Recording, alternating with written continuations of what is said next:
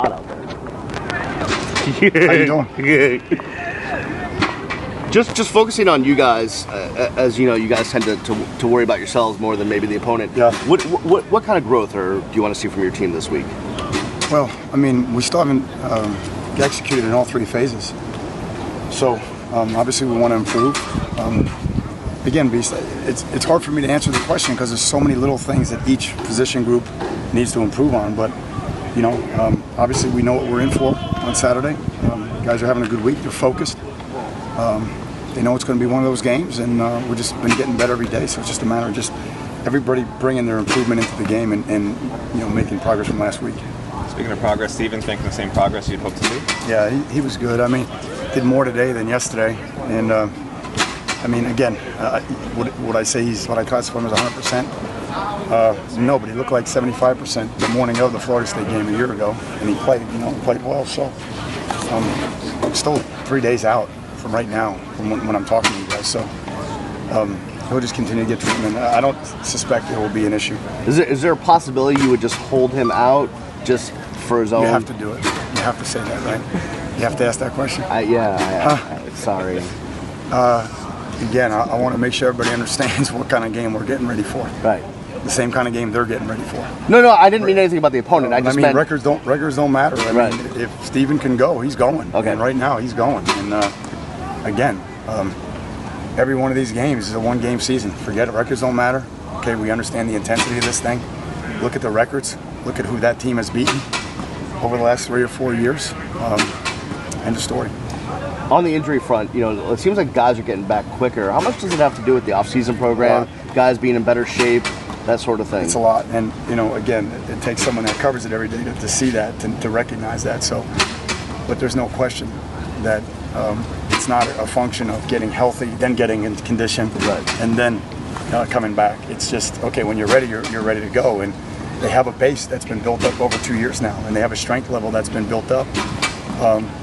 And I think overall, I think there's, you know, we're mentally tougher too. I really do. And so I think there is some degree to that. And the other degree to that, the other, you know, angle to that beast is that they're, you know, they're just able to endure more. They're more durable.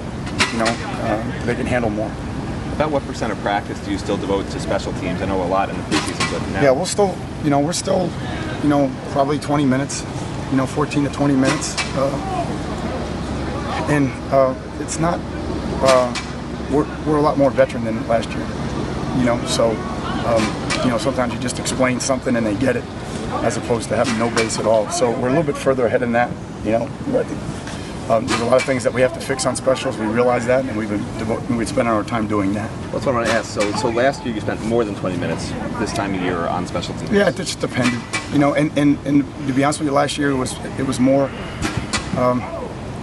the fundamentals and the base, and maybe a little bit more full speed because guys didn't see it before. But now, you know, if you ask Dallas and OT and those guys to run, or Jank or Fentress to run down on the kickoff, they understand the lanes and you know how to maneuver around a block and those types of things, so you don't have to do it as much.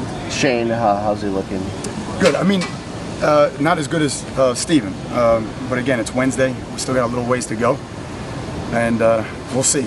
Again, he's got a lot of good bank built up, you know. So you know, he's smart, and you know, he's got a high pain tolerance. So if he can, you know, get to the point where he's, you know, close, we're going to bring him in and get him going. You've talked a little bit about just what they're going through with the turnovers in the situation, but they're also winless. I mean, how dangerous is a team that is still looking for its first dangerous win? You know, again, if we're not mentally tough and we're not mature and we don't have the leadership and we're letting things get into this building that really have no impact on the game, then maybe we're not the team that I thought we were. You know, maybe we're not the type of, you know, leadership that I thought we were. But I mean, that's the challenge. You turn on the film, that's not a winless team you're watching. So they got a back that's in the top 10. They got a heck of a tight end. I'm sure they spent the last, you know, 14 days figuring out which quarterback they're going to run and getting him situated. Got, you know, a couple of big play threats. I've already talked to you about their defense. A lot of veterans on that defense. A lot of veterans on that defense that went up to South Bend and won.